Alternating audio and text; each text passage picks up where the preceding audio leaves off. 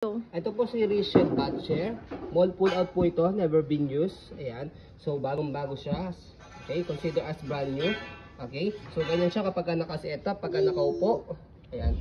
So, na-adjust po siya. Pwede siyang nakahiga. Kaya nga po, Butcher siya. Pagka pinapaliguan si baby, dito siya ina-adjust sa likod. Press nyo po ito and then shoot nyo rito. Ayan. Ayan. Pwede pangalawa, by the way, semi-reclined. Ayan. Pwede siyang pagka toddler na, pagka naman po newborn yan, higang higa siya. Okay? So kaya meron siyang pad kasi ito malalamigan si baby, saka dahil plastic siya, matigas para comfortable kay baby kapag meron siyang pad. Okay? So ganyan siya kapag naka-higa, pagka naka-semi-reclined, yan. Okay, pagka nakaupo, ayan. Pumupo siya. Okay. So ayan. So by the way, ito yung lock niya sa gilid. Yan, hindi lang namin nilagay kasi baka hindi na namin matanggal kapag nakalock na po siya. Okay, so ito yan. Okay, so kaya hindi na namin siya nilagay.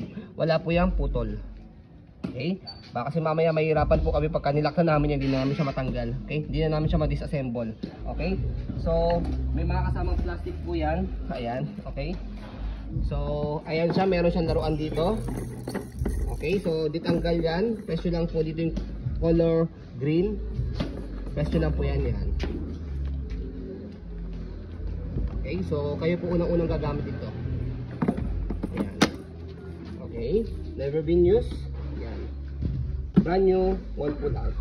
Okay, with box, with plastic. Pakatime ganun. 0 to 2-year-old. So, by the way, for newborn po ito hanggang 2 years old. Okay? So, meron kaming video, mapakita rin namin sa inyo na yung baby namin 2 years old, 10 to 11 kilo, pwede pa po siya. Okay? Kahit 3 years old, possible na baka mamaya, pwede pa rin po siya. Basta, depende naman sa baby yun. Kung may mga baby naman sa atin dito sa Pilipinas na hindi naman kalakihan, mga petit something na ganun. So, yun po, as you can see, very details po kami mag-video. Kasi siya policy po namin, no refund, no exchange. Ayan. What you see is what you get. So again, nakahiga, semi-reclined, yan, nakaupo. Yan, and then, detail likod na. Yan yung pinaka-manual niya na. Okay? So yun po, maraming salamat. Have a nice day and God bless po.